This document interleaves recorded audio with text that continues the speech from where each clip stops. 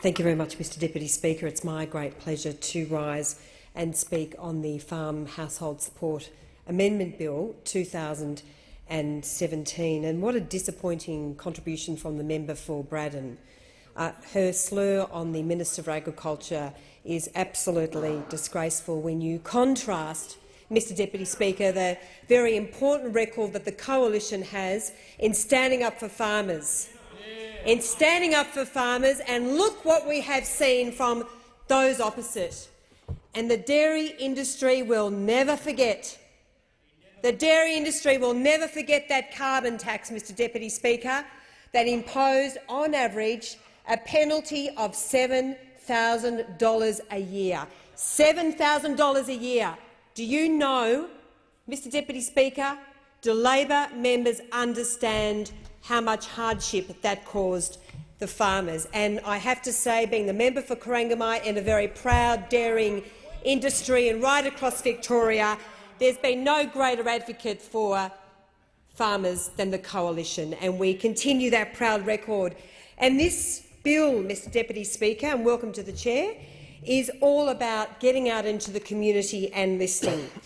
The bill amends the Farm Household Support Act 2014 and the Farm Household Allowance by removing the ordinary waiting period and also the liquid assets waiting periods, so that there are better treatment of some assets of farmers.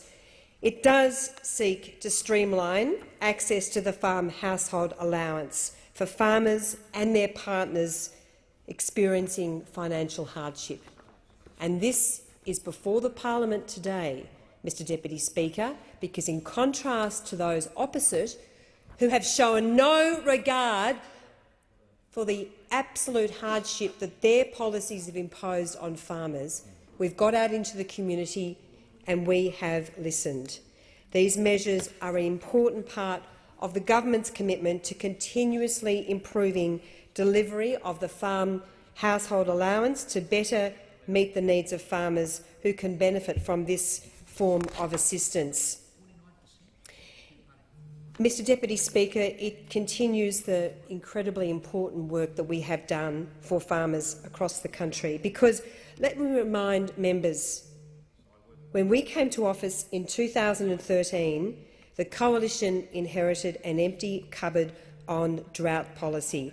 Labor abolished the long-standing exceptional circumstances drought support policy. Labor cut the Agriculture Department's budget in half. Labor abolished the Land and Water Australia and threatened the long-standing policy to match farmers' R&D levies. Farmers will well recall former Agriculture Minister Tony Burke asking the Productivity Commission to review the rural R&D system. By contrast, Mr Deputy Speaker, the Coalition has confirmed the farmers' R&D funds should be prioritised by the levy payers towards projects with the intention of boosting farm gate returns. So we have strengthened the rural R&D system with $190 million rural R&D for profit initiative. We have established a $2.5 billion over 10 years farm business concessional loans program. This is providing concessional loans at 2.47% variable interest rate for 10 years with interest-only terms for the first 5 years. 1,169 farm businesses have successfully been approved for $622 million in concessional loans, and over 7,000 farmers and their partners, Mr Deputy Speaker, have been granted the Farmers' Household Allowance since the 1st of July 2014. Currently, there are almost some 4,800 farmers and their partners receiving FHA payments. So we are incredibly proud, Mr Deputy Speaker, of the way in which we are standing up for farmers, and I will just want to reflect on the work in terms of the dairy package, the rescue package that was announced last year, a $555 million dairy recovery concessional loan package. We announced $2 million to establish a commodity milk price index, $900,000 for additional 9 rural financial counsellors in Victoria, Tasmania, South Australia and New South Wales, $900,000 for Dairy Australia's Tactics for Tight Times program, the fast-tracking now, of course, of the farm household allowance, and, of course, the very important work on the ground provided by the Department of Human Services. And I do have to say, as part of that listening in communities, dairying communities throughout Australia, and particularly, of course, Victoria being a very important dairying region, we have been, as members of the government, very, very active, Mr Deputy Speaker, in getting out and listening and getting out and calling for action. And I have been not just a long-term advocate for the dairy industry, but I've also spoken out very strongly on the conduct of both Murray Goulburn and Fonterra in imposing clawback payments on farmers last year. Mr Deputy Speaker, it was an absolute disgrace. And in May, I actually called for an ACCC inquiry into the dairy industry. I held a large meeting of dairy farmers in Alvey, and I also called on Murray Goulburn to explain to the Prime Minister, when I met with the Prime Minister and also Fonterra, why it imposed these clawback payments, which, in my view, Mr Deputy Speaker, amounted to corporate thuggery. There is no doubt that these processes misled dairy farmers and the market about profit projections, and I'm very pleased that the ACCC is not just conducting an inquiry into the industry, a review of the industry, it's also investigating the conduct of Murray Goulburn.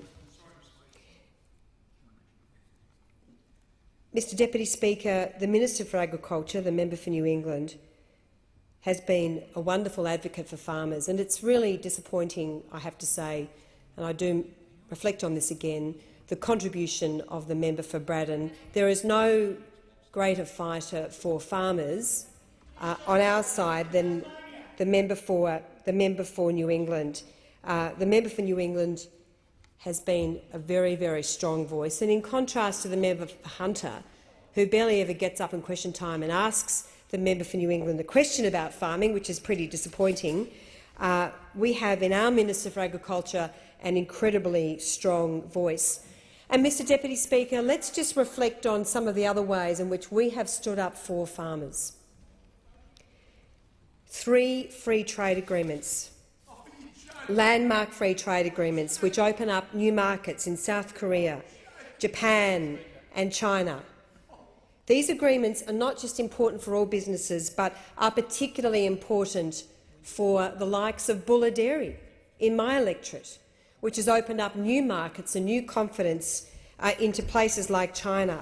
And over the last few days, we've just improved our trade deal with Indonesia. During President Widodo's visit, there was a commitment, of course, to increase our trade, our trade connections, of course, and now there have been important announcements made to, of course, support farmers in the way in which we trade with a very important partner as in Indonesia. Mr Deputy Speaker, I've mentioned the issue of the carbon tax, and it seems that Labor has not learned its lesson. It imposed, on average, a carbon tax on dairy farmers, which caused an enormous burden on their business. Electricity, of course, being a very significant input into the business of dairy farmers. But Labor has not learned its lesson. We now see this 50% renewable energy target, which, according to Bloomberg New Energy Finance, would cost $48 billion, the equivalent of $2,000 for every Australian. Just imagine, Mr Deputy Speaker, what that's going to do to our farmers, particularly to our dairy farmers. We are already seeing a very significant increase in electricity prices, including because of Hazelwood's closure. And unlike members opposite, Mr Deputy Speaker, we are absolutely determined to do everything we can for energy security and for the security of our farmers. But it doesn't stop just there.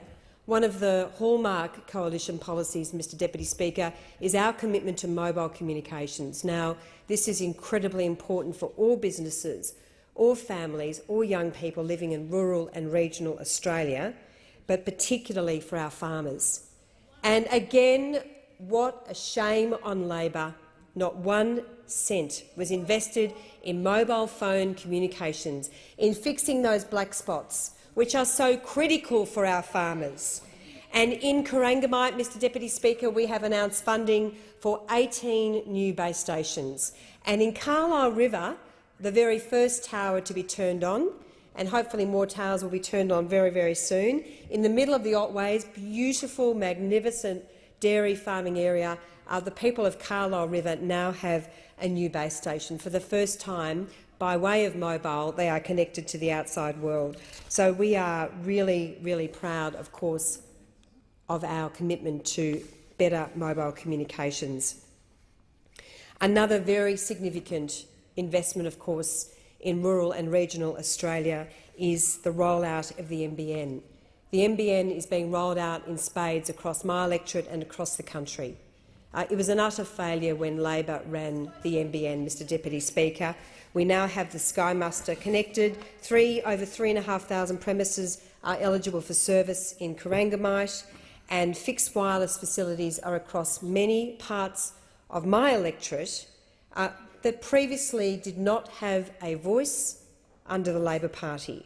Places like Barangarok, Biak, Beach Forest, Cape Clear, Cororook, Cressy East, Daryl, Forest, Gellibrand, all of these communities across Corangamite and communities right across Australia are being connected to the NBN because we care about people living in the country. We care about their businesses and we care about farmers. Mr Deputy Speaker, there is no doubt that our dairy farmers have had it very, very tough. There is no doubt that many have faced very, very difficult times.